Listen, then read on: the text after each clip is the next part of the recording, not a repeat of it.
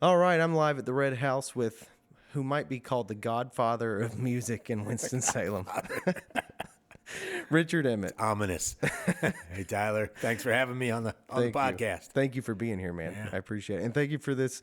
You brought along this poster. What can you tell? Where did this come A from? little memorabilia. It was the Garage 5th anniversary poster produced by Nick Weir, who was a great graphic artist, designer in town. I think he was working at the Winston-Salem Journal at the time, but we celebrated 5 years in October of 2004, and he produced the poster for it.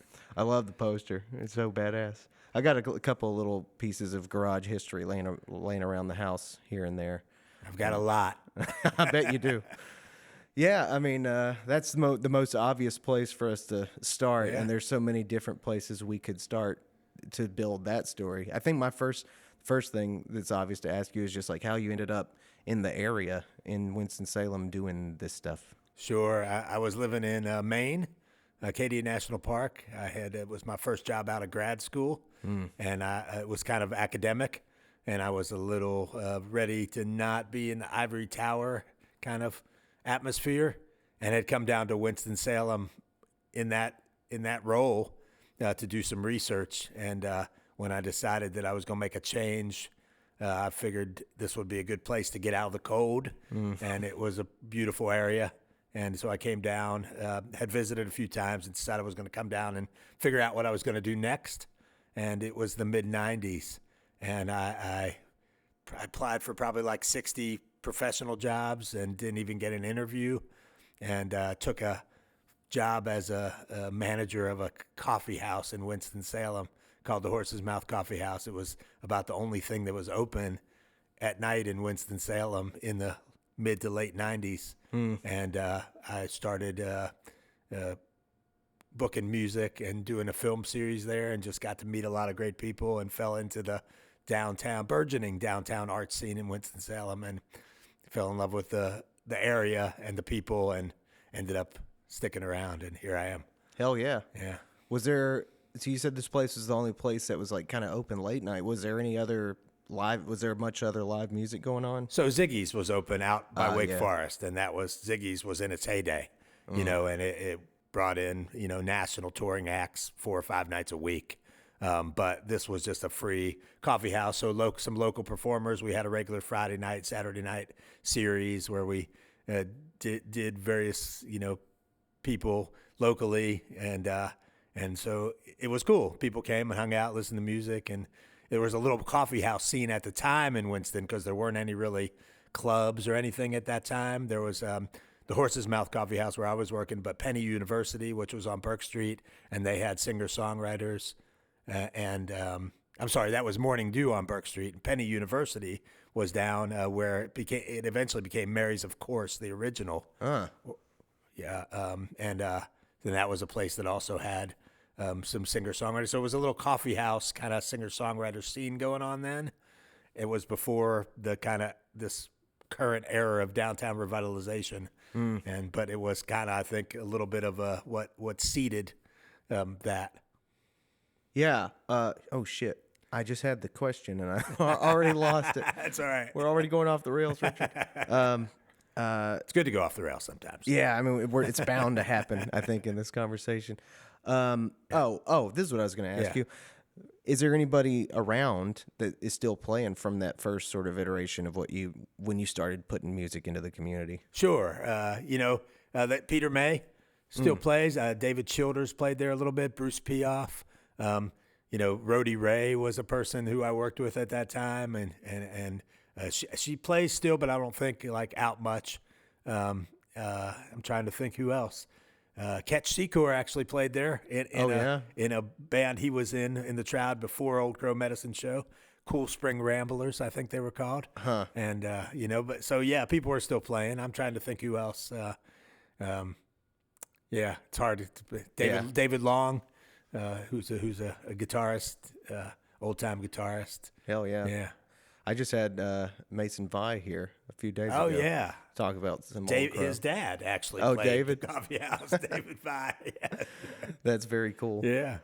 what was the name of that first job you got again? At Horse's Mouth? Horse's Mouth Coffee House. It was right on the corner of 4th and Spruce, kind of a catty corner from the Stevens Center. So we got a lot of traffic in the evenings when we were open if there was something going on at the Stevens Center. Otherwise, we had to kind of bring people down there, and so music helped do that. And so I did some film screenings with some 16 millimeter films that was kind of popular at the time. Yeah, I mean, it became, what is it now?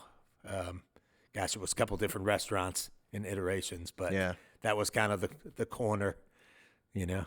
So let's see, there's probably like a shit ton of information between that point and like where you are now. But how do we get from the Horse's Mouth to the garage? Yeah. Like how did that happen? Sure. I think I actually, I told you I was at a birthday party celebrating Brian Cole's birthday last night, and it was actually Brian Cole that was kind of the next segue in my career. I had met him when I was working at the West End Cafe, which is where I also met my wife, Kim. And I was doing some managing of bands and some booking of bands and, you know, producing some shows at different places around town. And Brian had come to town to start the Downtown Music series, and he asked me if I wanted to help start what became Summer on Trade and book and promote the downtown music shows. And so I ended up doing that with Molly Davis. It was Molly Yarborough at the time, and a bunch of other people for a number of years. We did 4th Street Jazz and Blues, Summer on Trade, and the Thursday one, Alive After 5. So for a number of years, from 1999 to probably 2004 or something, we produced, 30 to 50 shows each summer, Thursday, Friday, and Saturday nights, to help bring people back downtown and to get them in the habit of coming downtown and see that there might be some possibilities of opening some businesses downtown, to help any startup restaurants that were just starting to open in town build their clientele a little bit. And so that was my next iteration. And from that, as I was doing that, then I had the opportunity. I think the question was, how did I get to the garage? Yeah. And so I had the opportunity when I was working with Brian and Molly and them on downtown events. I was also doing some things in the Arts District in terms of some shows in places during gallery hops from empty buildings to try to get people then maybe renting them. And so from that, I got offered an opportunity to take a space on 7th Street that Richard Miller owned and to do some. And it wasn't really intended necessarily to be a public performance space. It was going to be like a studio house concert space. And that's how it started out. Really? Yeah.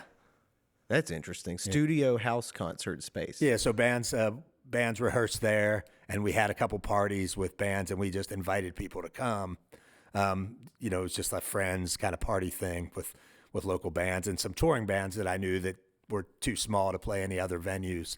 And but then the city said we weren't allowed to do that, and we had to get either legitimate or, and then to get legitimate, you have to invest money, and when you invest money, then you have to try to be able to pay the money back. Right.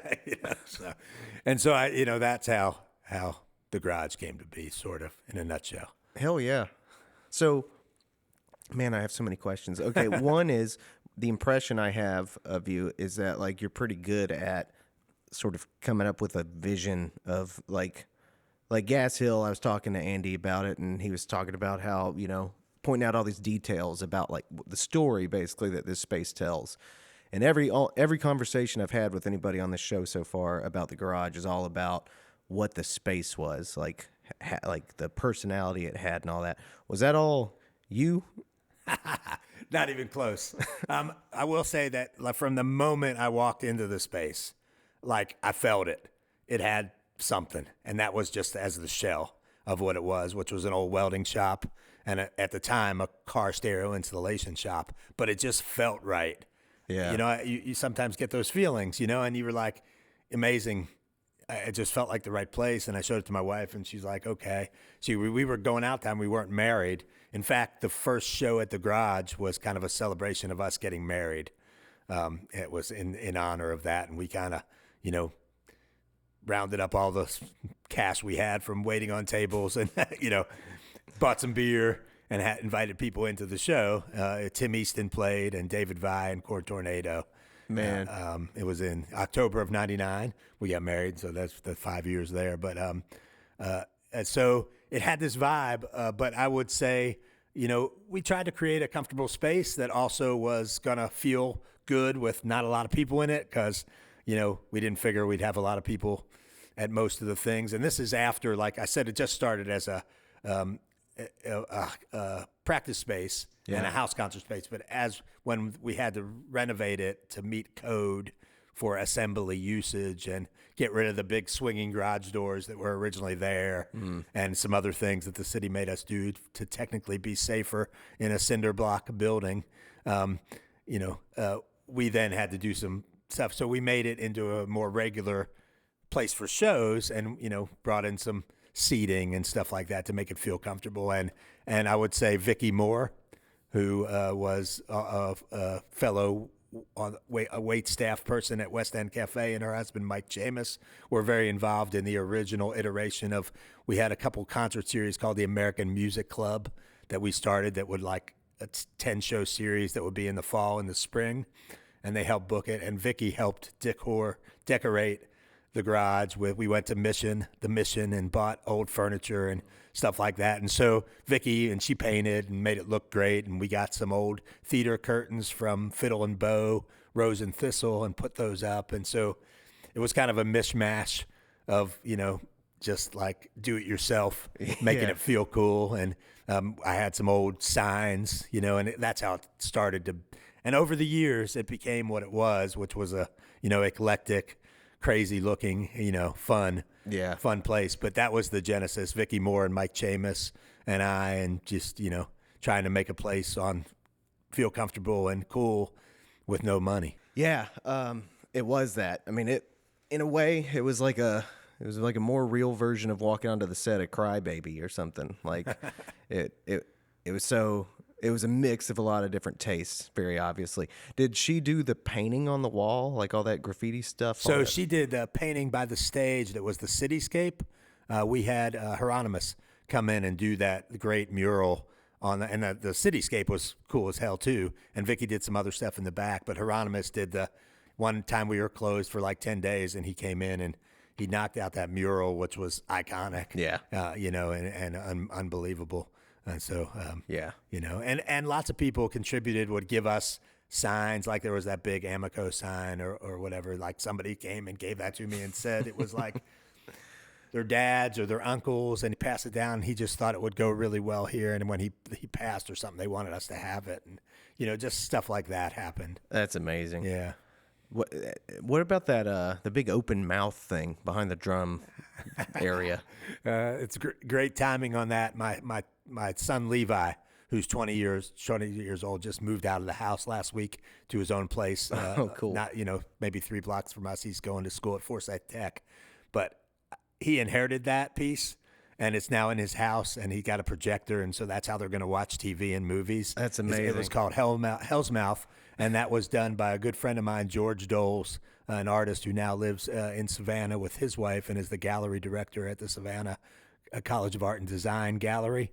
But he was the artist that did that. He was one of my gallery mates at Seed Gallery in Trade Street, and he donated that to us and made it for my film screenings. I used to screen 16-millimeter films at Seed Gallery and at the Horse's Mouth and other places, and that was a screen to project the films on. I love that. Yeah. Yeah, man. I had some of my favorite old music pictures. It was like I can think of one from a New Year's show where my whole band wore suits, like black suits. We all look pretty disheveled but classy. Yeah. And I'm like playing drums against that big mouth, and it just makes no sense. And for that, it's very beautiful to me. Oh, it's gorgeous. And so I'll show you after. But he sent me a picture of how it's set up. I haven't been to his new apartment yet, but this is set up as like the main focal point of the living room. I would love to see that. That's awesome. So, okay. Well, let me ask you this one. Why why music for you? Like, are you a musician also? I'm not. I've tried to learn guitar when I was younger. I just didn't have the patience for it. But I'm a music lover. I've listened to music, all my life. And, outside of the music I've done here in Winston-Salem, I've also produced shows and concerts as the executive director of the Nash County Arts Council. I produced a series called the American Music Showcase there. I've been involved with the Eastern Music Festival's Fringe series as a programmer and promoter. And currently now, for going on 10 years, I've been the program director at the Blue Ridge Music Center and doing traditional music concerts up on the Blue Ridge Parkway near Galax. And so I've always kind of had an affinity for music. I've always listened to a lot of music. When I was in college, I was the bouncer at a club that had music. And like I said, when I came down here, I kind of fell into that scene and started working with bands and artists at the Horse's Mouth Coffee House, and then was asked to help book them or promote them or manage them. So I worked with, as I mentioned, Brody Ray, who was a great singer-songwriter in the area, and actually we were able to get her a spot at Lilith Fair in Charlotte in one of the years that Lilith Fair was going on, and which was a great experience. And worked with the Johnsons, Matt and Chris, who were the leaders of the Johnsons. I worked with them for a number of years, a great Americana band that never really got their due out of Winston-Salem. Peter May and David Vai, when he was winning Merle Fest Songwriter Awards, worked with David and Corn Tornado to get them some shows around the area, a little bit with David Childers. But, as you know, in the music business, you try to piece things together to make enough for a living. And I was never able to do that just with music, even as a promoter, producer, venue owner. I always had to have a job as a nonprofit, nonprofit arts administrator. And a lot of the times I got to produce shows, whether it was with the Arts Council as the head of facilities and chief operating officer there, renovating the Rhodes Center and creating the Haynes Branch Theater, or now with the Blue Ridge Music Center. I've always had those two things because I had a family, had to pay the bills and feed the kids, and music didn't really do that for me as a sole entrepreneur operator, Yeah, but it sounds like even by extension, you've been heavily involved in just like the facilities, the sustainability of like larger entities that through some stretch have some relationship with music occasionally, or sometimes with theater or something. But it sounds like have you always just been like first off, what did you go to school for? Yeah. So I have an undergraduate degree in finance, business administration, and my graduate degree is in public administration and public policy, and I focused on urban economic development. And I really didn't put those two together until like far along in what I was doing in Winston. But I realized, oh man, what I've done with the arts is kind of that. Yeah. I just I really admire and appreciate creative people, and I think they contribute so much to society, and often they struggle to be able to get their work out there and to make a living from their artwork. And I always wanted to try to bridge that gap and help connect artists with audiences. And that's what I've always done, whether it's with music or with theater. I was the director of the Children's Theater here in town for a couple of years, here in town being in Winston-Salem, and just trying to help create scenes based on arts and also connect artists and audiences and make nonprofit groups successful and make the artists that are benefit from the nonprofit groups venues and platforms successful. Yeah, it's fucking awesome, man. It's I enjoy it. It's been a pleasure and an honor to be able to do that.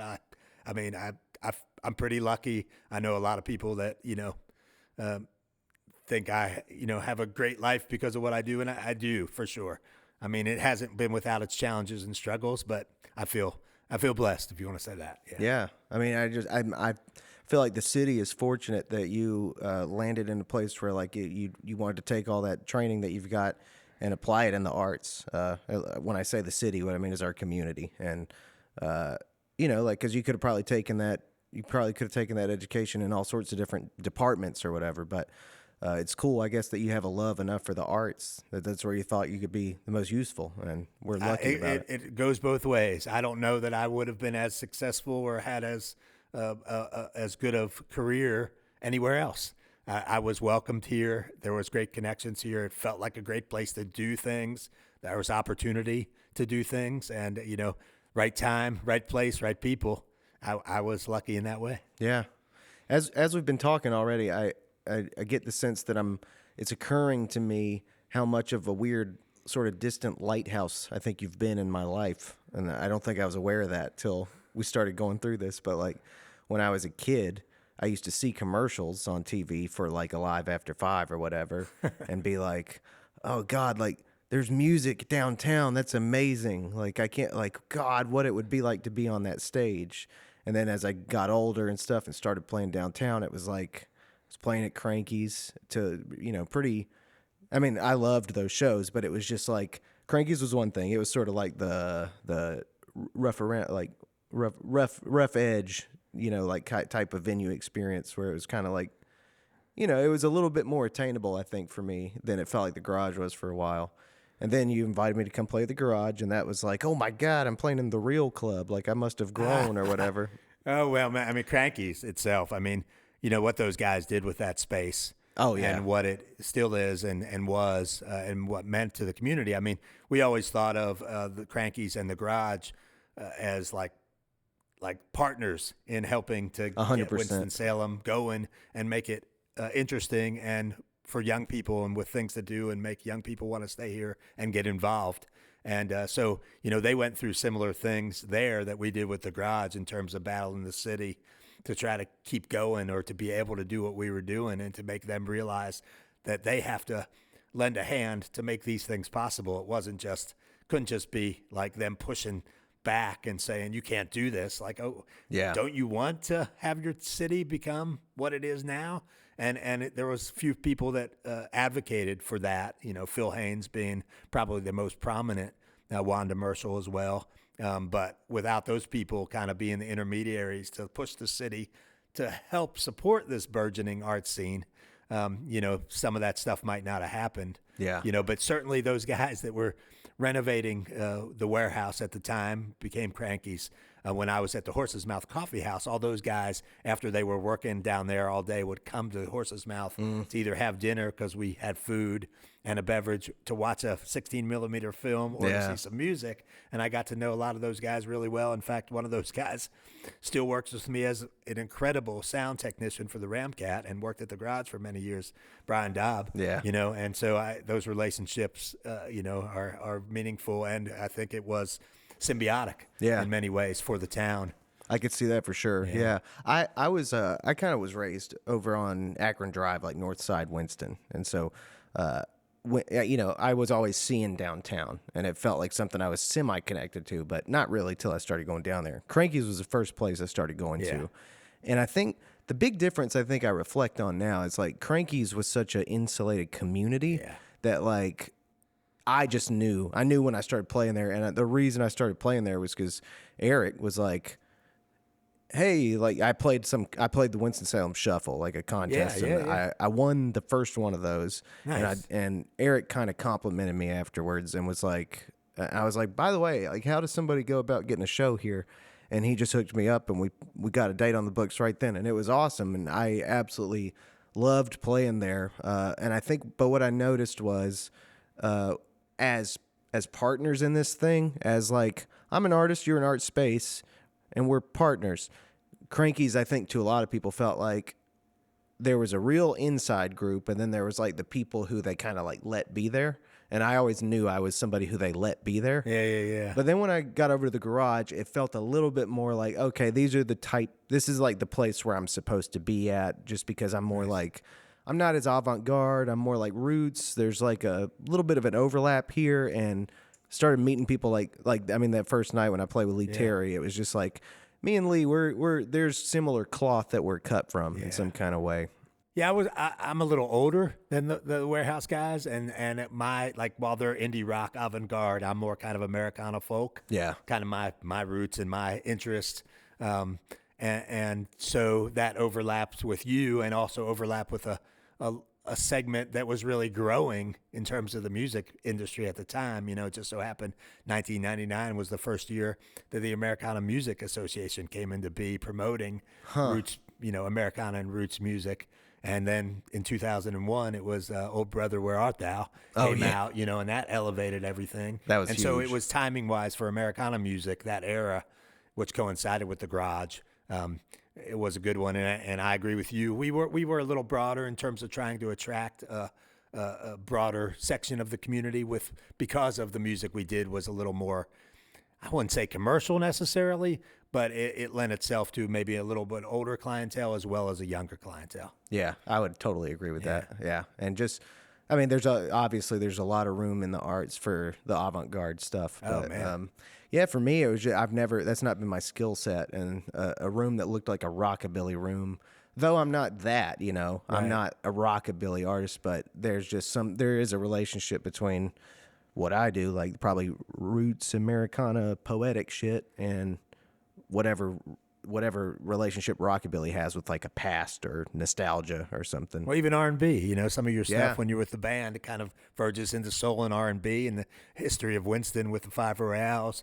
I mean, artists, you're not one-dimensional. You like different things, and sometimes you want to express yourself in a little bit different way. Yep. And so, I see that in you, but I haven't seen you do necessarily avant-garde.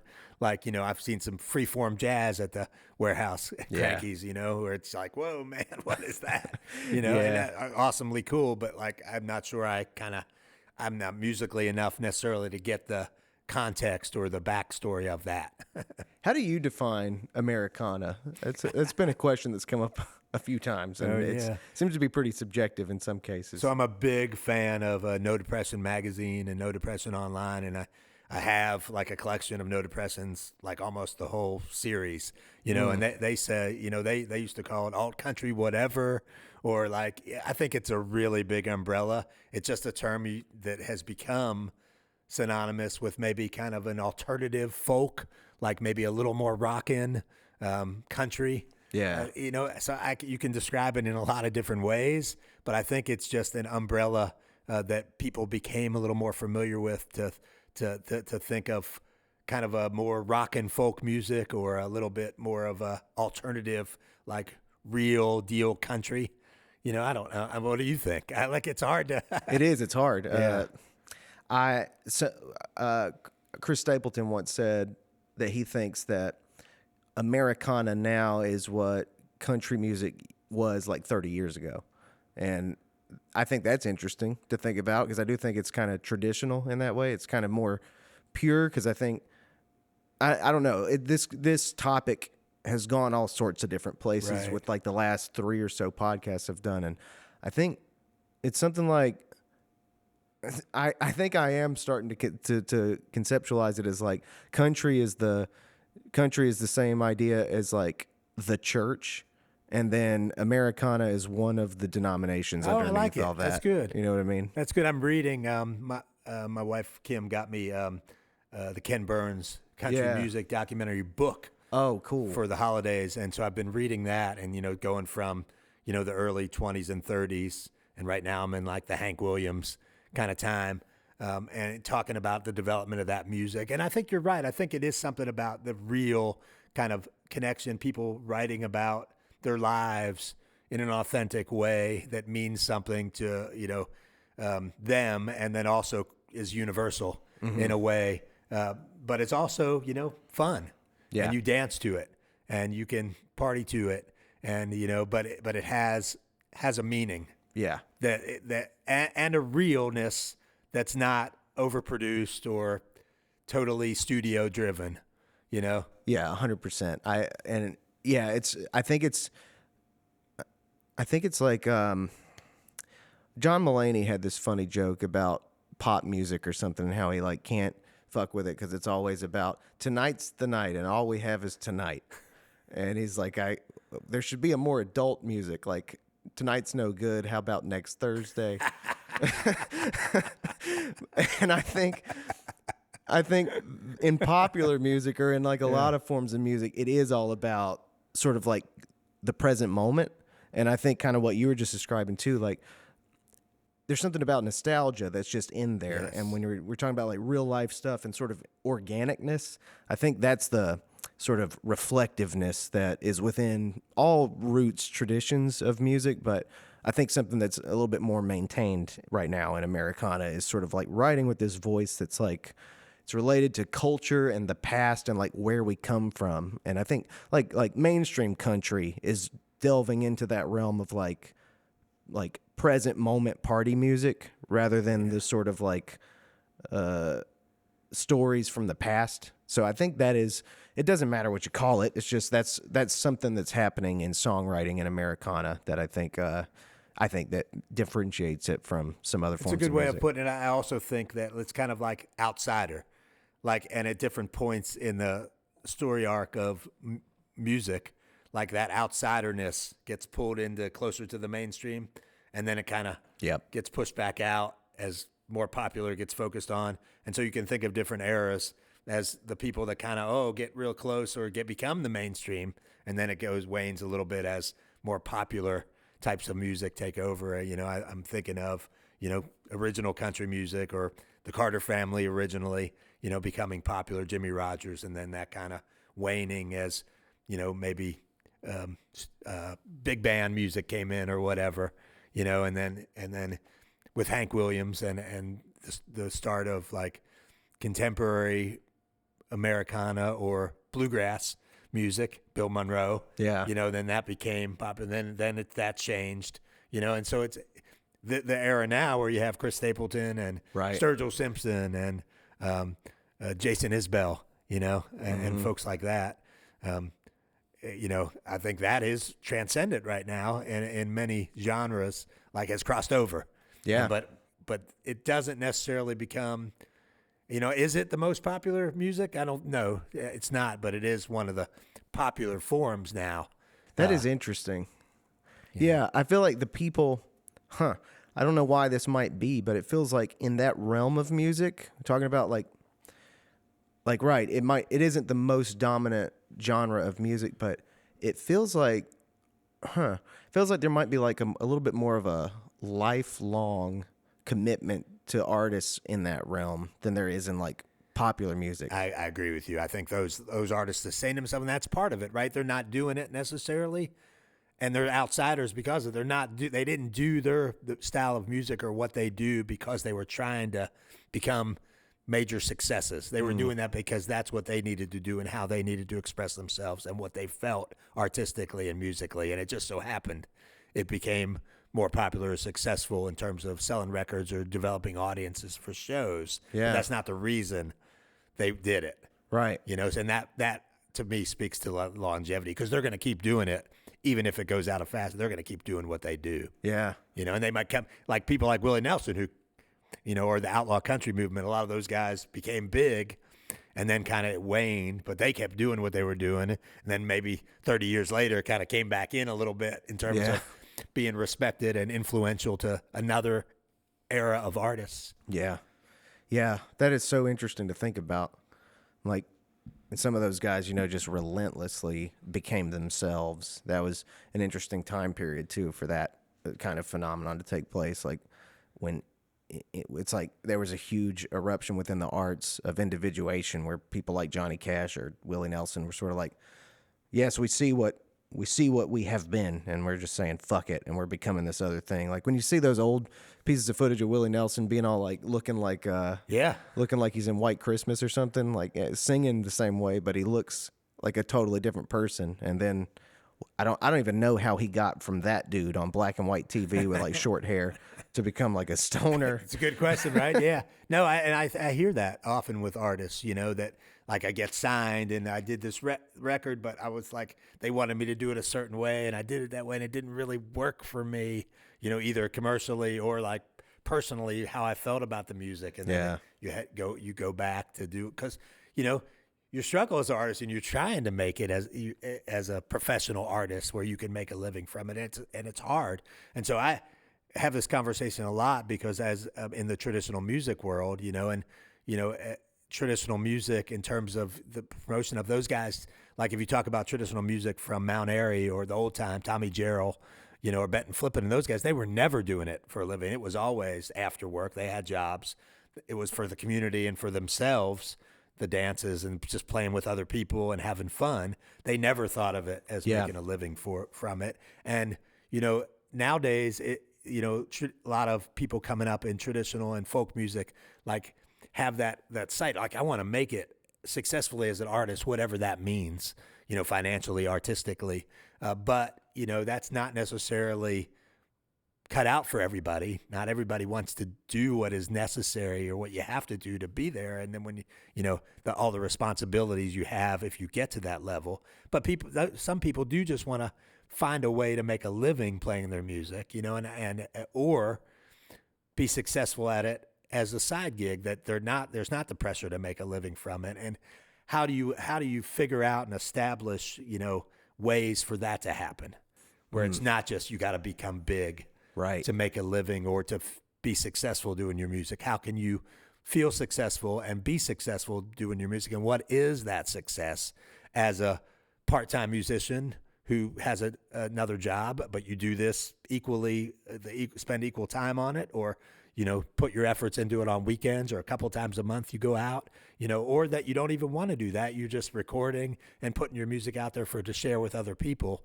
Like it's an interesting thing to think about. I think about that a lot. Dude, I'm really glad you brought that up.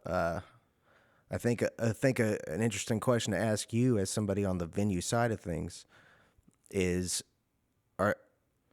I've read two things this week that made the case that there are too many musicians. And I think specifically one thing I read made the case that there are too many people pursuing exactly what you just described. Too many people have their sights. They believe that what they're doing is pursuing this status of like large act, and that's pretty much the only thing that's reasonable to pursue. And I think the way I think of that as an artist is, I want to say this as not politely as I can. There are part of the reason that I guess I'll contextualize this with a really small story. I was playing in South Carolina when I was doing like the breweries a lot, when I was on the road pretty full time. And I saw a poster for a band who I absolutely hated and who I thought was like a band that I was insulted that they were playing in the same place as me, pretty much, because I was just like, they suck so much. This is horrible news. And it made me never want to go back to that place. Right. I started to feel like, man, this is horrible in my mind, because like from an outsider's perspective, no one can. There's no. I don't have like a benevolent, like perfect view of what the merit is that makes somebody good at music, but it's just from the out. So I'm not trying to say that I'm sure that I have it, that I'm like good music, but from the outside looking in, somebody might put me and them and these other bands all on an equal playing field. They all just make music, and all music is the same, and it's all the same quality, and they all just play in this brewery. And I was pissed off about it, honestly, about the first time feeling like there was too much music. That's the question that I'm trying to pose with a little too much information.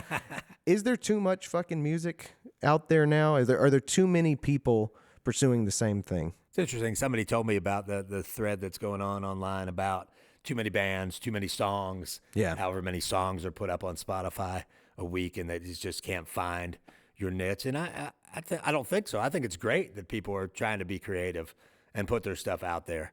But yeah, it makes it harder for any one individual probably to break through or to find that way, but that's the nature of kind of, art or, business or whatever, that you're going to come up against other venues and you find your niche and your audience and you try to develop that. Yeah. It's competitive sometimes, for venues, we toe the line. Like we want to present, me especially, and I think same with my partners, Andy and Led, we want to help develop and present and showcase, individual original music. But in order to do that, we also have to present some tribute bands and some bands that we might not like, that might not be our kind of music, that we like prefer or think is the definition of what we call like great music, but somebody else might, and those people might have a good following. And so it's not, I can't judge that, but and I've got to be open to what the audience is like and what other kind of music's out there, and also to what draws people that allows us then to do what we think we want to do, present the kind of music we think should be presented, and kind of artists we hope to develop or help build an audiences for. So it's kind of it's not a one way or another. It's not a black and white thing, and I think that's the case for artists too. Sometimes you do a commission, to earn revenue so that you can do the thing you really want to do, and that's the balance that you have to find. And some people might not want to do that. Or you might just want to do exactly what you want to do. And some people are able to, and some people have to do some other stuff, whether it's another job or a kind of gig that you might, a private gig, that people ask you to play certain songs or whatever, I mean, it's a balance, and you have a choice, and you can figure out your own way, but I agree with you that, sometimes you may feel like you're associated with that at certain venues, if you don't want to be, but I don't think that's necessarily the case for audiences. People that like your kind of music, if you're playing at a certain place, they're not going to associate your music necessarily with that place. Sometimes the two go together. And, like the Garage, I think people associated the kind of music and the artists like you with the Garage. Yeah. And that was a good thing. I don't know that that's always the case, but I think if it is, it's a good thing. Yeah. You know what I mean? I thought it was with the Garage, and I think it is with the Ramkat as well. But it's harder as as the venue's bigger and there's more expenses, and you got to try to make it work. And what are you going to do to try to make it work? And are you willing to do that in order to do keep doing what you want to really feel like doing? It's a tough question. It is a tough question. Yeah. It is a tough question, man. Yeah. I don't know. I think what you were hinting at before too was an interesting thing. 'Cause like now it's like when I was younger, I know that I thought that what happened was I didn't have a very sophisticated understanding of how it worked, and you never do when you're younger, and it develops over time. And I, I don't know. I didn't think that when I was 32 that the landscape of how this worked, what I would learn was that, for some people, what it is like you pick the thing you want. So you pick like fame or a large stage or something. And then like you create things that match that in some kind of way. But then like really your effort is like to convince a mass of people that you're sort of entitled to that through sort of a story that you tell about yourself. I thought that it was more like what you were describing with some of these guys from the past. It's like you do a thing, you build a thing, and like an audience can naturally grow to support that thing. And almost like an audience decides that like the merit of not merit, but almost a more democratic thing, like that audiences decide who are the best artists or something. But I don't feel like that's how it's shaped up. I feel like it's a little bit more like people are where they are in social media world, and whoever's best at using social media to tell that story is how people are tricked into like believing those stories. They can, and sometimes it's even a little more insidious than that. I've been reading lately, and I really didn't know this about the history of music, and I should have. I mean, Jeff Foster is a good one to talk to about record labels and being signed to a record and it never working out. I don't even think he put out a record on the label he was signed with. But I was reading recently about a couple artists who had records out that were good records and were getting played on the airwaves of commercial country or whatever, album-oriented rock radio stations.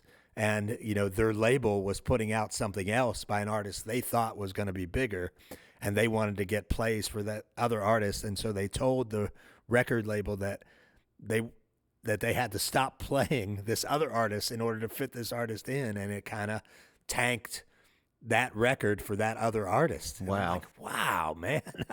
That is. And so, you think about that and extrapolate that into other decisions that are made in the record business that can impact people's careers negatively. Yeah. Just because, and with you having no real control over that, because you put out your thing and you think it's good, and even somebody's promoting, somebody higher up kind of changes the direction of that company or label. That happens sometimes. And so the stories we often hear, like the outlaw country guys or contemporary Americana folks making it big, are the stories that are told because of those successful. You don't hear the ones about the people that aren't successful or the people that were successful for a little while and then kind of faded off the radar unless they make a comeback like Levon Helm, you know? Like he was successful with the band and then for a long time he kind of just was doing his thing, and it wasn't until kind of the Barn days and a couple solo records that he put out that he kind of rose back to prominence again. But you know, a lot of people never even get that front end, and so they kind of you don't hear those stories because they're not the ones being talked about. Yeah, man, Levon, God, he's such a, I guess I'd say hero of mine. I love that guy so much. I was fortunate enough to get to do a show with him at Ziggy's one time before the Garage, or when I was still promoting shows. It was with the Barn Burners, and his daughter Amy was singing with him, and we didn't get much of a crowd. He wasn't able to sing at the time. It was when he had the throat cancer. He was just playing drums, and he had the Barn Burners, which were doing the thing. But Andy and I talked about that the other day because he was working at Ziggy's. And he talked to Levon that night. Oh, my God. You're making me sick, Richard. I didn't even know this happened. I didn't know Levon had ever been to Winston-Salem. Ugh. Well, you know, Laura Lynn Dossett. Yeah. And she wrote the song that was on the Grammy-winning album. Yep. She was on the previous version of what this podcast used to be. Yeah. And we got to dive into that a little bit. Yeah. And I hope we'll get to again soon. But, I mean, you're right, though. That is kind of funny. It's like we hear all these strategies and stories about what artists are supposed to be doing, but like whatever percentages is it's most likely, 95% or more of artists out there in the world doing all that shit, but not really having, maybe they're missing that. Maybe they're missing one of those pieces. Maybe they're missing the art piece. I think that could be where the merit of art, plugs into the equation, where you maybe can do. I can think of instances where everybody has done all that stuff right, and tried to manipulate the game, but maybe the art that they're trying to sell to the public just doesn't speak to the public for some reason, doesn't tap into the zeitgeist for some reason. Ahead of its time. Yeah. Or like a little reaches back too far and kind of people don't get it for some reason at that time, It's more easily able to understand, I think, because I've learned about that in other genres like literature. Like somebody that's unknown back in the 1900s, and all of a sudden, after their death, their books become, more popular. Yeah. Like that's not the story that's told in music a lot, but it is told in other genres of art, So we just don't hear about those. Yeah. So I guess to add to the Lighthouse portion too, I remember a few years, like 2 years ago during COVID, I had a job doing log cabins, building log cabins, and we had this cabin we were building up near Low Gap, I guess, or Fancy Gap, or where is it up there? So Low Gap is down the mountain from Galax, coming into North Carolina, Mount Airy, and Fancy Gap is top of the mountain. You go up on 77, it's up in Virginia. Both kind of connect to the Blue Ridge Parkway, but one's right across the state line in North Carolina, and the other's just a little bit into Virginia. Ah, okay, yeah. We were right past the border into Virginia. Okay, and like right down the road from you, basically. Yeah. And I didn't know it at the time because I knew you were up to something. I knew what it was called, but it just didn't click in my head. And some mornings, when again, like you're this mysterious thing, you're the light. I like that. Most of my wife would say that about me. Well, I don't know what it was, but like some mornings when I was going to that job, I hated it so much that instead of like turning left on this road where we were building this cabin, I would drive past it and go park at the entrance of the Blue Ridge Music Center. Oh, man. And like sit there and hate my life and be I wish I was playing music instead. And I didn't realize you were probably fucking right over there or whatever. But yeah, so what have you been like doing up there, and like how's that going, and how does it... Right now you're doing that and Ramkat and God knows what else. Is that right? Sure. And like I said, I've always had the nonprofit job. It pays the bills. It's my insurance. It allows me to feed the kids, although they're growing up now. Yeah. So that job I took when I left the Arts Council in 2014. And it was as program director of the Blue Ridge Music Center. I work for the Blue Ridge Parkway Foundation, a not-for-profit group that supports the Parkway. Like all federal entities, the Blue Ridge Parkway and the National Park Service have been getting declining budgets and have been cutting staff and have cut their budgets for, operating their facilities and renovating their facilities. And so the organization I work for raises money to help. We just helped renovate Bluff's restaurant at Downton Park, which is now open with an operator. And we've done the Flume at Mayberry Mill in Virginia. And we also fund the music programs at the Blue Ridge Music Center. So myself and my colleague, Marianne Kovach, who's a great musician, a banjo player, we coordinate those programs. We're both online and on the road. We just had a series, Sounds of the Mountains, at the Yadkin Arts Center that we do every January, a couple concerts. But our biggest program is the concerts in the summer at the Blue Ridge Music Center, which is a national park facility with a great museum. If you haven't visited, Roots of American Music Museum tells the history of mountain music and how it came to be. It's free, open every day from May through October. The park runs the facility, but we do the concert series and the midday mountain music that happens every day up there with regional and local musicians. And so these local musicians perform informal presentations for people from noon to 4 every day we're open. People are playing and people come and listen, but we have the concert series where there is an admission charge on the weekends. And that basically runs Memorial Day through Labor Day weekends on Saturdays. And we have lots of artists. We feature lots of traditional, local, regional folk musicians, like, contemporary ones like Dory Freeman, and more well-known ones like Wayne Henderson on guitar. But then we also bring in some of the kind of more contemporary, well-known bands like Steep Canyon Rangers, Chatham County Line, Steel Wheels. People have played there over the years. Ralph Stanley, Doc Watson, Allison Krauss, Jerry Douglas.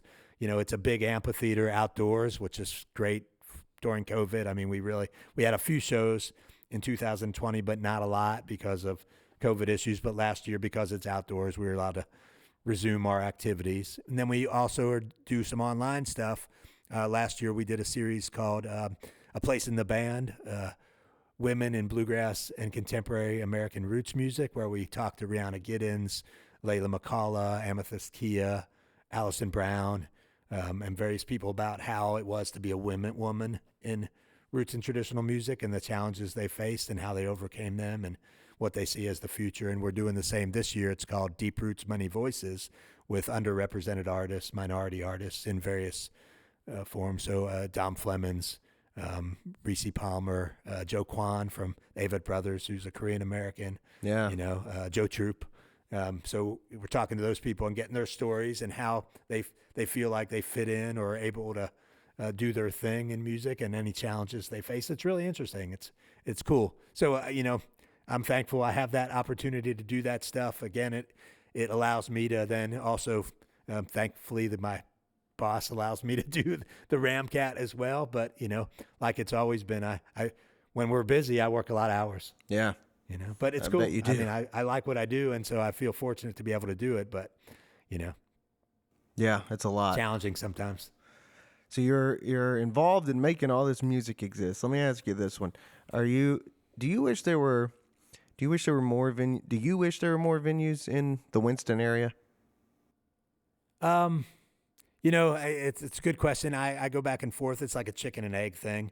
I think you need to have more things that appeal to different people in order to continue to grow as a community and attract new people.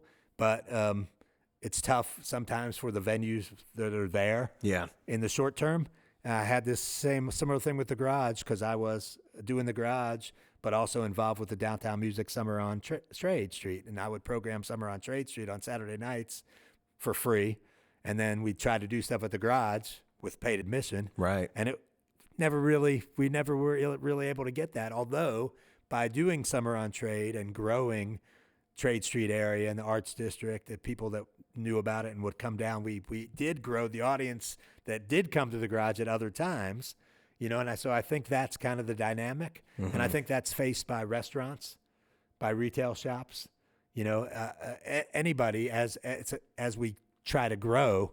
there's going to be more things and more opportunities for people to try to do their thing. But then that also means more competition. Yeah. And it makes you stronger, but it also might make it harder. Yeah. Yeah, that's tough. Wait, what extended from there?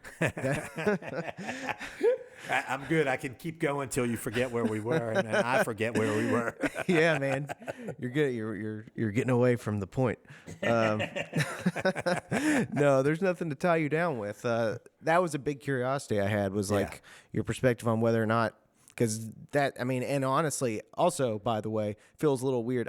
You probably don't have time to have watched any of the podcasts that I've been doing, but some of the time, me and other musicians sit around here being like, "Fuck! I wish there was like more spots we could do." Particularly because we have such a hard time filling up the big room in Ramkat, and it's just like, and which is why actually we didn't necessarily intend the Gas Hill to be a regular thing. Yeah, but that was one of the good things that's come out of COVID. Is actually the Ramkat's Gas Hill Drinking Room has become a more regular thing, and we're trying to figure out how to do that on a more regular basis because we are able to showcase local artists, and it's a pretty good room to do that. We still haven't figured out the overlap and the sound. If we have a show downstairs and upstairs, and staffing-wise, it's a challenge too. But like we would love to be able to do more stuff because we know there's a need for that. We talk about breweries a lot and the free music at the breweries and bands playing for free and then trying to do a show where we charge money for it, and how difficult that sometimes is if you're playing a brewery 3 weeks earlier from a show where you're asking people to pay $10. What does that mean for your audience? If it's a special show, CD release, or you've got some kind of hook, probably not much. But if it's just kind of a one-off regular thing and people have a choice to go see you for free, right, at a brewery or at a listening room like Gas Hill, what do? I mean, I'm sure there's some people like, well, I'd rather see them in the listening room than at a brewery where people are socializing. Other people are like, wow, I have a beer, I don't have to pay, I get to hear the music, And so it's challenging in that way with all the breweries doing free music. And I'm not sure I understand the dynamic of what that means for the music business as a venue owner, or the music business from an artist perspective, in trying to climb the ladder. If that's what you want to do, it may be you're happy just being able to get all these brewery gigs and you don't care about necessarily playing in a listening room or going on the road and playing other kind of notable listening rooms where you might be able to make connections in the business or grow your career. Like I said, people have different ideas of success and what they want to do with their music and their careers, and they're all, I'm not one to judge that, you know what I mean? But I'm not sure how that'll shake out long-term for venues, or artists' opportunities to grow in venues and to build audiences long-term for paying shows. Yeah, man. I mean, I think you might be somebody who has permission to be judgmental about some things. Like, I mean, we can be judgmental about some things. And if we can identify what the goal is and how that compares to the strategy, and look at the strategy and be like, well, is the strategy producing your goal? Then it's reasonable. It's okay for us to be like, well, then that's a bullshit strategy. And that's how I'm feeling. And that's why, I don't know.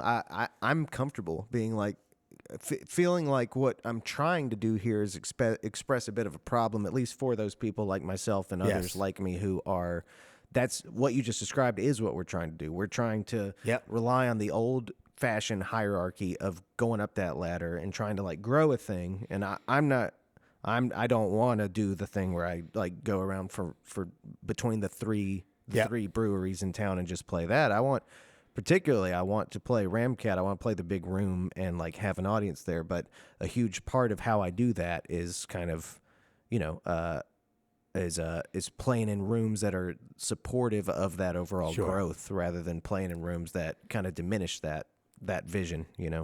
I totally agree with you, but I don't want to judge folks that want to or need to do that or feel like that's their path. You know what I mean? I do think it has impact on audiences for artists that are trying to grow their career in the way you are, or folks like you, and on the Ramkat, even Gas Hill, attracting audiences for sure. But I always try to, what I've done most of my careers is, create partnerships. I said that my ultimate goal is to bring audience to artists and to kind of create that overlap. Yeah. And I do that with organizations and venues too, creating platforms and bringing people, using that platform to promote something, whether it's a venue like the Ramkat or the Blue Ridge Music Center or downtown Winston-Salem or the Blue Ridge Parkway, is there a way, and it might not be possible, but I always try to think, okay, how do you use the brewery's ability to introduce artists to audiences, where it's a no risk kind of thing, to then help what we've just talked about in terms of careers? Is there a way, or is it not? Is it totally like hurting, or is there a way that it can be used to help? I think there are some artists that's maybe the. Now this sounds judgmental, but I think there are some artists that's like the most they can hope for, because that's the room they're most suited to, and that has a lot to do with. I mean, the emphasis on original music is a real important thing, because that's not something you can just do everywhere. Like a space that facilitates original music is one that really makes the music something that the lighting, the space, everything about it, your attention cannot not be on the music for the most part. Like the whole room supports where your attention goes. When we're talking about breweries and shit, we're talking about this, wherever these bands are playing is already kind of a passive part of the room. It's the same light, it's the same color as everything else. It's in the corner. It's, in some cases the band brought their sound system with them, like it's not the point of being there. So it makes sense in my mind that rather than playing music there, that to connect with it at all, because it's songs you've never heard before. So let me back up one step. With songs you've never heard before, it makes a lot of sense to me that what you would want for your experience to be optimal is for all of your attention to be there. But if all of your attention isn't going to be there, but you still want to experience the music, it makes a lot of sense in my head that it might be something that is familiar enough, like cover bands and shit that you just are used to hearing or whatever. It makes perfect sense that you would hear that in a passive way, and that you'd still get kind of the most out of that experience. All right, dude, you're going to make me come off the sideline. I mean, I already have. I don't really need to say. I don't always feel I need to say it. I totally agree with you. What I do and why I do it is to create those kind of spaces where an artist with original music and something to say can reach an audience and feel, and you know how a show is. It's a two-way street. It's not just you up there playing. It's the vibe of the audience that also gives you the energy and the courage to sometimes put out there something that's difficult to put out there. Yep. And if you don't have that doesn't, it doesn't allow for special moments. And I try to create places where artists and audience can have those special moments where you see something like, man, they killed it. Like it just, that changed me in a way for a minute, or took me out of whatever we're having to deal with on a regular basis, and like allowed me to transcend the moment and see something in a different way or feel something in a different way. And I'm a changed person coming out of that show, both on the artist side and the audience side. And so I try to work in venues that allow for that. And I choose not to work in venues that don't provide that kind of opportunity. And so if that tells you how I feel about it. It does. I'm glad you came off the sideline. We needed the QB. You're the quarterback, man. We need you. Well, thank you. No, we totally agree on that. I mean, that's like, and that is what I worry about, because it's like the same idea as, and Spotify being in the news so much kind of confuses the conversation that we could have about them musically right now. Right. Like it's a different conversation, but from a consumer perspective, that's the same problem. Is like, what do we expect out of music? What do we want the experience to be like? And what kind of investment does that require from our community? And if all you want to do is pay $10 to have a very passive, pay $10 a month to have a very passive experience with music, then you're going to feel passively about it, and you're going to not be as invested in the artist, and you're going to maybe it makes sense that you're not going to have those deep things. Whereas if you if you have some artist that you love, and the way that you show that and the way that you practice that in your own mind is like buying their vinyl album and playing that at home, arguably that's going to probably create a little bit more of an intentionally intimate experience with their music. And I think your venue is the exact same difference there from like breweries and shit. I agree. I mean, do I have a better and more quality experience when I put a record on my turntable than when I'm out in my yard and listening to somebody on Spotify on my phone? Hell yeah. Yeah. It's way different, and I'm paying attention more. I get more out of it. Absolutely. But I think, there's a larger question there, and it's a societal thing, right? Spotify and platforms like that are huge corporations, and they're making huge money. And how does that money get shared? Right. And it's just the top level making all this money, and really only a little bit filters down to most of the artists. That's a question we have as a society with business in general, and the way our society is structured. And I think this is a microcosm of that in a way. It really is. And obviously I'm working a community. I work with artists. I work with small businesses, and that's where I stand. And I think that supporting small businesses and local entrepreneurs and local artists and local creative people, I think that connectivity and realism and authenticity in those relationships are much, much more healthy and much more successful long-term for communities and for people than some of the things that are taking us out of those connections and making it more virtual. Mm-hmm, man, I really, really agree with that. I mean, that's probably the point of what I'm doing here is trying to express that idea and figure out what we're going to do about it. Not just us, but also give people who might just listen to this as consumers of music the room to think about that. And I don't know, whatever, invest in what they want to invest in, but it does require investment in some kind of way. So one other question I want to ask you, I don't really know how long we've been talking, but, then, there's COVID. COVID has impacted everything. And you guys, not only did this beautiful, like, Home Sweet Home project. Your episode was incredible, dude. It was really good. I mean, we had a lot of good ones, but you were right up there. I really appreciate that. It was a very interesting and positive experience for me to do that. It was a whirlwind, because when you're, Andy and I talked about this already. I don't want to bore our audience, but when you're isolated for like 8 months and all you do is see like the two guys you work with occasionally who you hate, it's like if they hear that, I don't really hate them, but I get it. One of them was really, really funny, but anyway, to come out of that, to go into this space where like music was, it finally felt like music was sacred again. It was just like, it was weirdly spiritual. It was a godsend for us. I mean, think about it. We do this and we produce all these shows, multiple shows a week, a year, and we weren't doing any of that. And so to be able to be there even without an audience with an artist and hear that music, it was great for us as people. It provided relief, but to offer the opportunity to folks like you and other artists, and to have some incredible artists in their own right, Andy Tennille as a videographer and editor, and Brian Daub as a sound guy, to put those episodes together. I had very little to do with it. I mean, they were.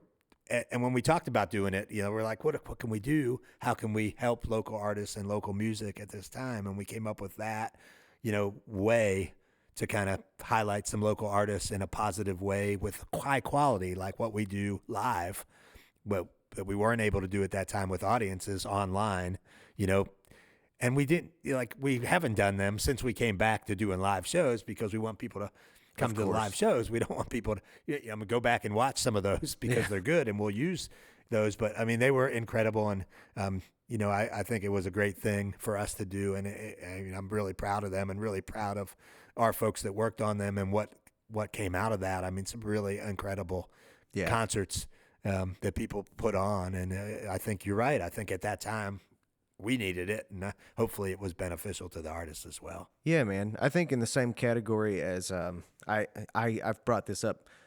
This is another thing I've brought up on multiple occasions, but that fucking special Bo Burnham did Inside, it's in the same camp as that. It's like this weird thing that really represents part of that whole experience that we were having, you know? And I think like the lack of, because I think one thing that other artists too have we've talked about and joked about was how funny it was to do that, to play on that stage, end a song, and then it's dead silent, and like you guys behind the cameras are just like silent, and there's no one in the room, and it's like that too. The silence that follows the songs was such a portrait of like what we were experiencing. You know, it was nothing. You couldn't.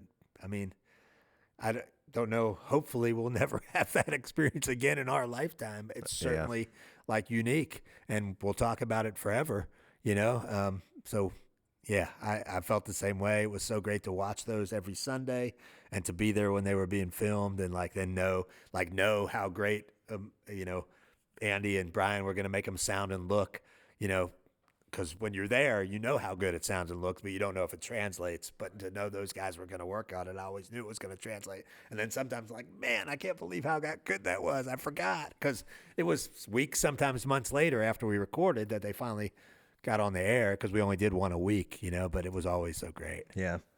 So where is where's Ramkat at now with COVID? And where's I think the big question is, where's local music at with COVID right now, from what you can tell? Yeah. I mean, I think we're finally feeling like we're coming out of it. I mean, I think, you know, we reopened in April 2019 with limited capacity per the state's requirements for venues, and we had a few shows, and it was great to have a few shows, and some people felt comfortable coming out and some people didn't. And then we moved into this summertime thing where we did some outdoor stuff, you know, because it's weird on the booking things, because usually booking's 3 to 6 months out, and you weren't booking during COVID. So when it ended, kind of short notice wise, or ended, or that phase of COVID ended, you know, we were kind of like, we didn't have a lot booked, you know, for the summer. So it was kind of quieter. And then in the fall, like we had a lot of rescheduled shows that had moved a couple times into fall last year, 2021. And so we were really looking forward to that.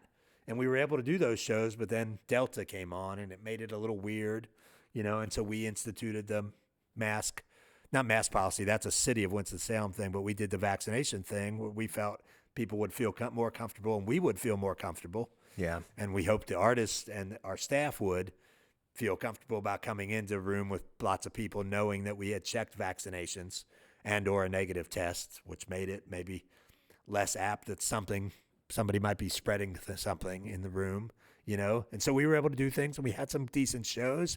I would say, like most of the rest of the industry, we were probably, you know, 25% less than we'd normally be for shows, non-COVID times. And then there are about 25% of people in rescheduled shows that just didn't come and didn't refund their tickets. They moved on, moved somewhere else, or wasn't able to make it, didn't want to refund, wanted to support the artist and the venue. So we've still been feeling that. Now, as we're kind of moving past the next phase, Omicron, you know, we're hopeful that people will feel more comfortable. I think a lot of folks are kind of over it. Yeah. You know, it's really hard to get people to wear masks inside when they're not drinking, you know, and I think as the numbers go down from Omicron, I think you'll see the city probably get rid of the mask mandate, you know, not that it's enforced in many places. Yeah. You know, we per the city's mandate, make people wear it when they come into the venue. We ask them to wear it when they're not drinking and when they're at the bar, but we don't police it. We don't get in arguments with people that have come to see a show, because we want them to come to see the show and we don't want them to have a bad experience. And, you know, even though we like, you know, so we let them do their thing. Sometimes the artists request us to say something from stage. Sometimes the artists say something from stage. But I think people are tired. Yeah. And just want to get back to some sense of normalcy. If you're vaccinated and boosted, you probably feel safe or safer, you know, and certainly if you want to wear a mask, you can. So I'm hoping that, you know, things will transition into closer to what it was pre-COVID in the coming months, and that I think people want to go out and see shows. I definitely think people want to experience that, like what we talked about, live music, an artist and an audience, and connecting like that. I think people have a hunger and a desire for that. So I'm hopeful that that'll translate into people coming out when they feel comfortable enough to do so. I hope so too, man. I usually really don't talk about COVID much or anything related to COVID just because I'm not equipped to for the most part. Right. And like there's so many mixed feelings and it's just easiest not to talk about it. And now with all this controversy with other podcasts that talk about it and contrarian, ideas about stuff, it feels even more life-threatening to do it, but whatever. So anyway, I want to ask you this in a diplomatic way that's not like, I'm not coming from a place where I disagree with anything about anything. Yep. But I think I do want to understand if I can ask the question like correctly in a way that wouldn't piss anybody off. Like, what do you think is the trajectory or whatever? What do you think is on the horizon for what it looks like to reach a point where things like the vaccine thing might change? Because I watched a bunch of people act really poorly toward y'all's social media and stuff, like responding to what y'all were doing. And for the most part, I look at that as just like there's really never good reasons to there's never good reasons to act this fucking wild on social media and talk this hyperbolically. But then I'm like also thinking, well, there's like a lot of people that quit their jobs and shit because of this whole thing. And sometimes with the vax thing, it's like, I'm vaccinated and I don't give a shit, but there are a lot of people who feel really passionately about it, that they don't want to go that route. And I'm starting to wonder, or I have wondered for a while, what does it start to look like to entertain what society looks like, or what point we have to reach before that problem could potentially go away and we could stop fighting with each other about it?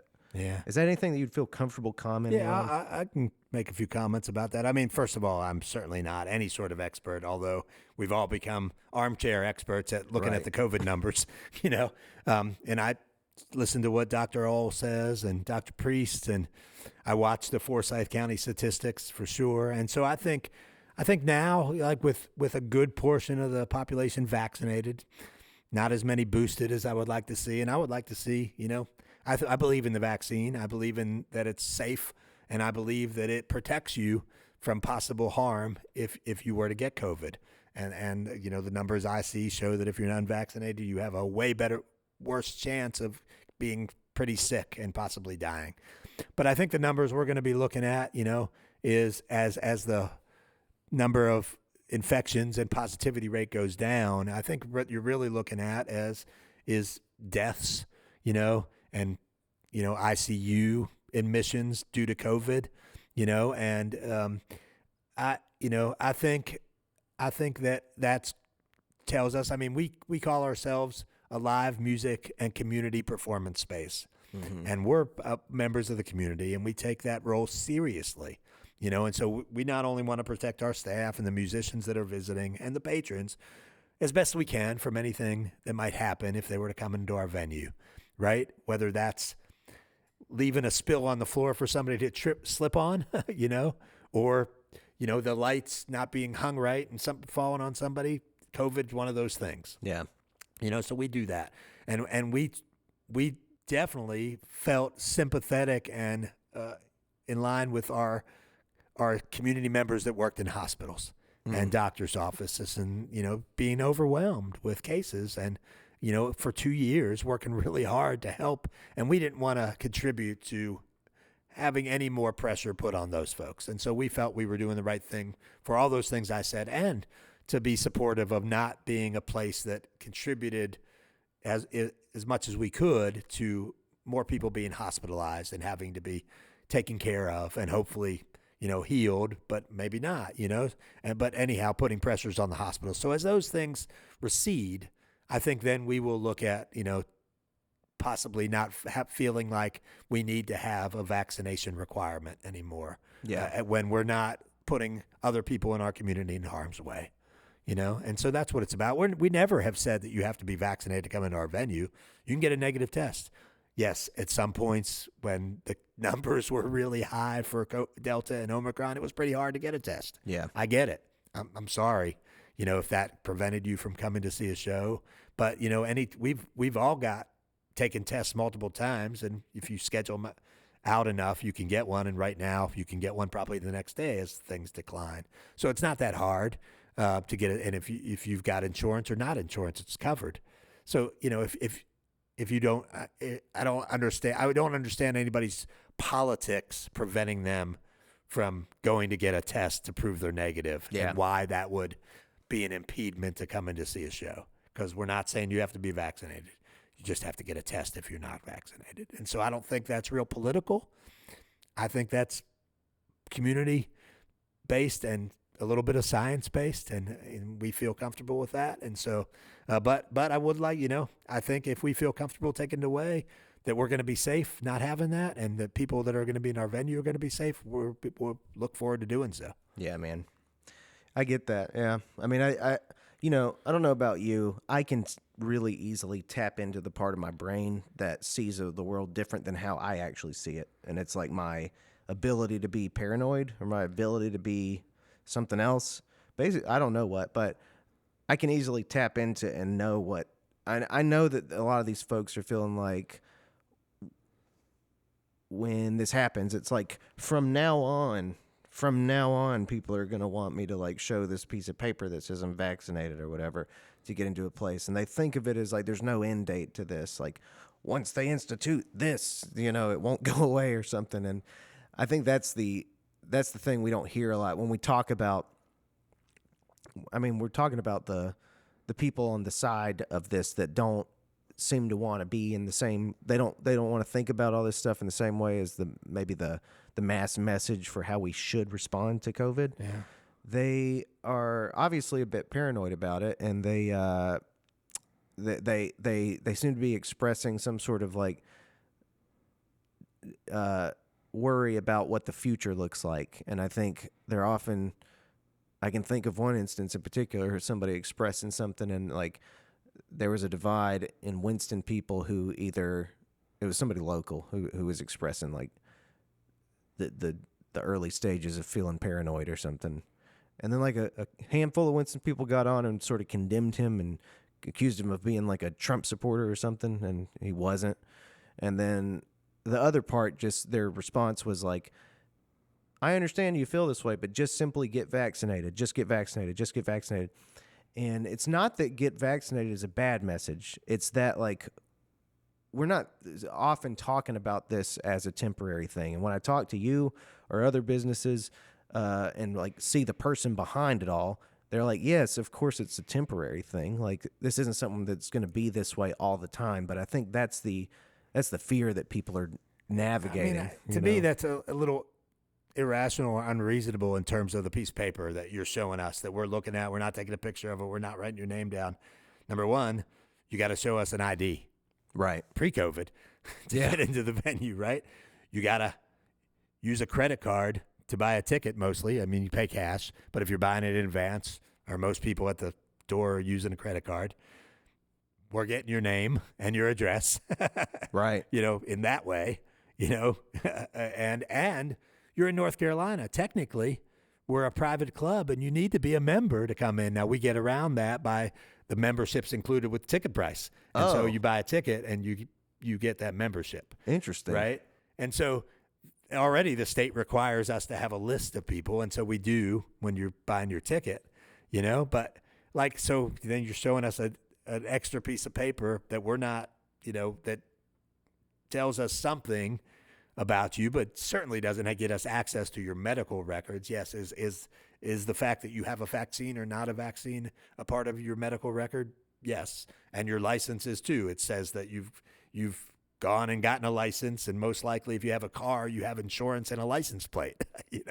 But so I think there are lots of things in society, that require us to do things that we might not like or might think the government should have access to.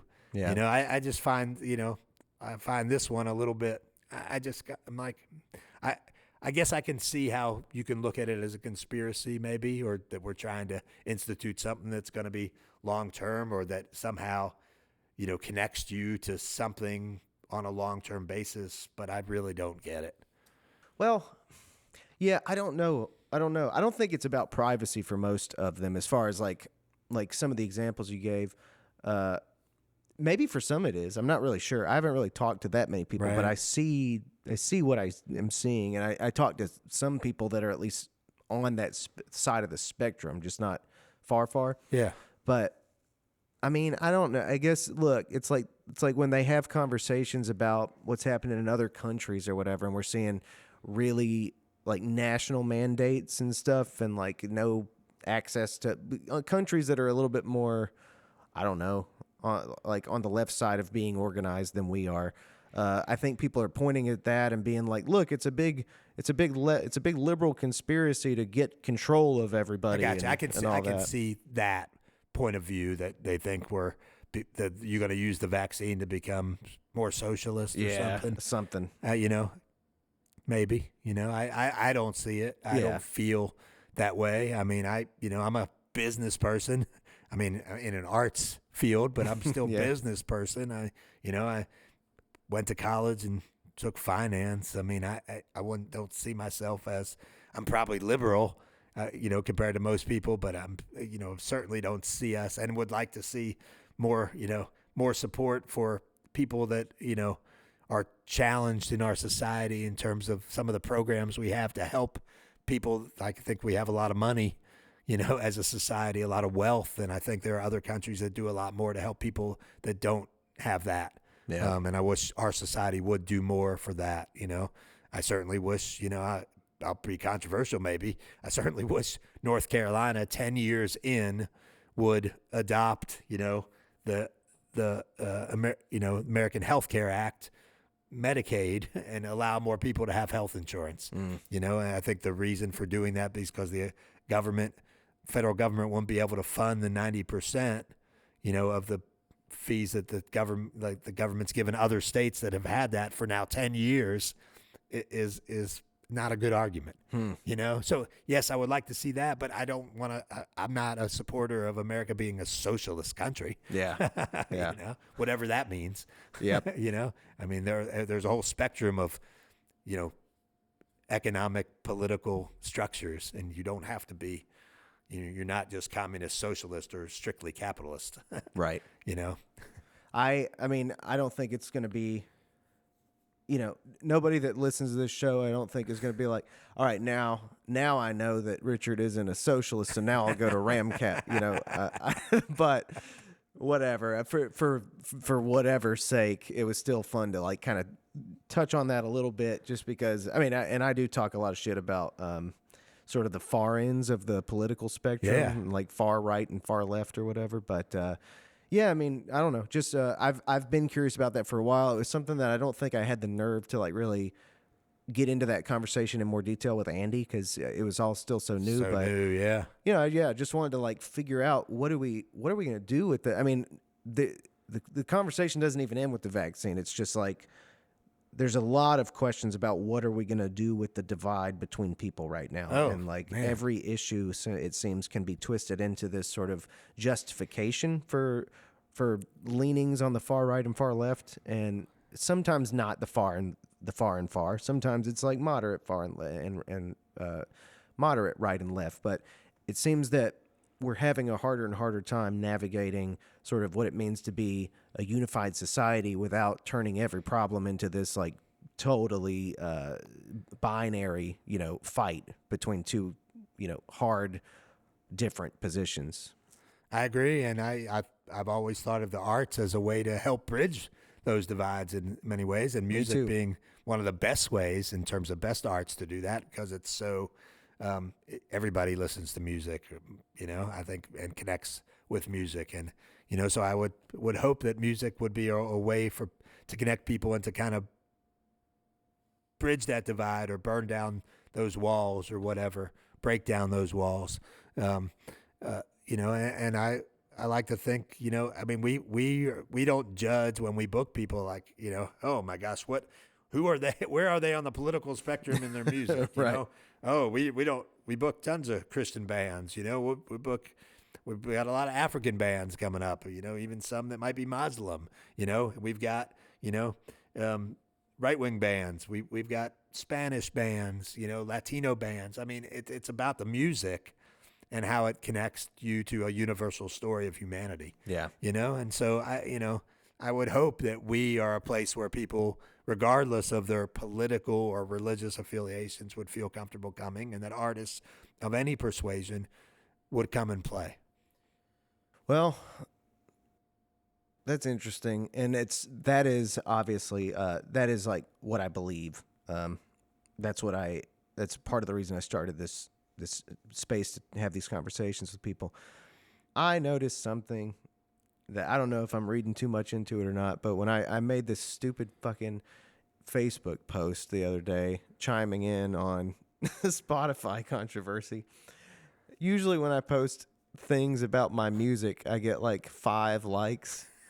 And I got like 110, interactions and like over 100 comments. Like people, as soon as I like mention something controversial, then all of a sudden everybody sees my shit. But like when I post about shows, no one seems to give a fuck. And I don't know, it was like a little bit of a frustrating thing to think about, because it's just like, I'm doing this thing, trying to have these conversations, but what draws people in is still that ideological fight, that like civil war of ideas that we're kind of watching unfold right now. And so I guess, because I can't keep you much longer, I'm sure. Last question, I guess, is just like, how would you think about how if we're just doing this, if I'm having these conversations and you have this venue and people have these options to kind of replace their rage with music and stuff, which I really believe does the trick, and it does it for me. But if that isn't winning the day, then what? Like, what the fuck is it gonna like take to, I guess, like get people in touch with the arts rather than in touch with this like weird culture war that everyone's in? What do you think about that? Yeah, I mean, there's a lot of stuff you hear these days about the algorithms on Facebook, and how, something that you post controversially gets a lot more play than something that you post that's like not controversial, that's just trying to talk about your music or, about something else, and whether that's true or not, I don't know. But if it is, it's a bad thing for sure, But I've actually used Facebook a lot less recently, and I've kind of been offline in terms of social media a little bit, although it's still the best way to promote and kind of reach people. So it's a tough thing, you know what I mean? But I feel like it's all about, again, if we take it back down to the local and community level, and you're talking about our fellow community members and having a conversation, or like, I'm happy to talk to somebody and listen to what they have to say about, why they think what we're doing might not be the right thing. But ultimately, we do it because that's what we feel the right thing, and it's our business. Yeah. And so we got to do what we feel is right for our patrons and our staff and us and the musicians playing it, right? If you can make, anybody can make their own decisions with their own business on how they want to handle it, right? But on a one-on-one thing, I'm happy to discuss it and like listen to what you have to say, just like I hope you'll listen to what I have to say. We had this show that we did with Tenari Wind, an African band. And when we posted some stuff, we got a lot of vitriol about hosting this band and that they were terrorists or whatever. Really? And it became a big thing, and it ended up being a news story on PBS NewsHour, because we were not going to respond to those people. We were just going to delete the posts and like leave it be. And then we decided that was allowing those folks to win. And so we talked to our Brian Clary and the folks at Triad City Beat, and they did a story on it that got picked up by, that national NPR. And then when the show actually happened, PBS came and did this story on it. And so we pushed back on those people, and they kind of posted their names and found out that most of those people were not even from the area. They were like these people that were just like looking for stuff to stir the pot up, and they didn't even have a connection necessarily. They were just like, blog people that were stirring the pot up. And so, we found that, yes, there were some people that might have bought into that, but when we fleshed out the story, then people understood. We had a huge turnout for the show. The mayor ended up giving the band the key to the city in a proclamation, and the governor did too. And people came out in solidarity with this artist from, Africa, and it was an incredible experience, So I think, again, that's, let's have those conversations, but let's not let it be people that don't have any real connection to the community. Like, let's not let them drive the agenda. Like, if you're from this community and you've got, and like, let's talk about it. And, I think that's what we need more of, like what you're doing here. I mean, we're probably more similar in our outlook, than not, but I would, there's probably I'm happy to go on another show and talk to somebody that has a different view than me and talk about it with them. And that doesn't mean I'm like, anti whatever, I've got an open mind and I'm willing to listen. That doesn't mean you're going to change my viewpoints or my mind, but I might get a better sense of where you're coming from. And I hope that you would think the same for me. And then I hope you would, for people that are presenting their artwork and putting their heart and soul and their experiences into it and trying to share something that they feel about the world and about themselves, that you would give them, that same discretion and open-mindedness and willingness to listen. Yeah. Like whatever they're talking about, And so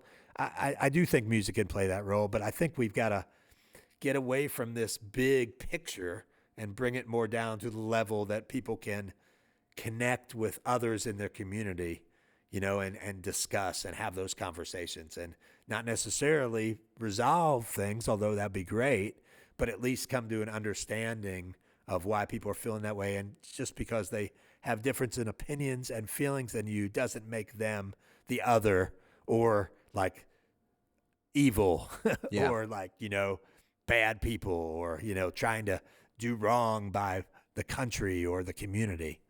I mean, those are reactionary ways of thinking that I don't think help advance where we're going as a society or a community. Man, I think I relate to that exactly. Not only just all the sentiments within what you just described, but particularly the role of like really starting to think differently about the local economy and like the local community and how to like put our effort there instead of being guided, because many people are being guided by these algorithms and by these like worldwide arguments about what is happening and what can be thought and what can be this or that. And we miss, like, I think a lot of people are kind of like missing out on their own lives by letting all that stuff be what consumes them instead of just being grateful that they have all these fucking opportunities around them to be with people, to have neighbors. I mean, particularly in our community, which I do feel is open and willing to allow other points of view and allow other people, to have investment and interest in creating that. I think, even our local government and the mayor, is set up in a way that does kind of has been a lot better in allowing that. I think we're an exemplary community in that way in many ways. Not perfect, not where we might want to be, but I think this community is a great community in that way, and I hope it will continue on that trajectory, that people feel from all walks of life and different political and psychological and sociological viewpoints would feel comfortable living here, knowing that everybody's willing to listen and understand and talk about how we move forward and not just like tear it down. Yeah. Yeah, fuck tear it down. Well, yeah, man, I fuck with that completely. I think we've been talking for like a while and it kind of flew past me. That was really fun to hear about. It's been great to talk to you. I've enjoyed it. Yeah, man. I don't feel like there's much else. Thank you for this poster. Thank you for coming to do this. And honest to God, thank you for, I guess, just the doors that you've opened up for like all of us local musicians here in town over the years, like the spaces that you've facilitated and all the shit that you've done. Just, I appreciate it. And I know that a lot of people do. So thank you. Thank you for it's doing been my that. honor. I enjoy it as much. So when are you playing next? I know Andy was talking about something. I can't remember. I don't know, actually. I don't have anything too local right now. Okay. I've got a couple of dates out of town, but I have yet to. I've been meaning to hit Andy up lately to get something local on the books, but all my effort has been trying to get down the road a little ways. Well, we look forward to having you back in sometime soon. Hopefully we can get scheduled that date. Absolutely. Yeah. Well, all right, Richard. Well, thank you again. Thank you, Tyler. It's been fun.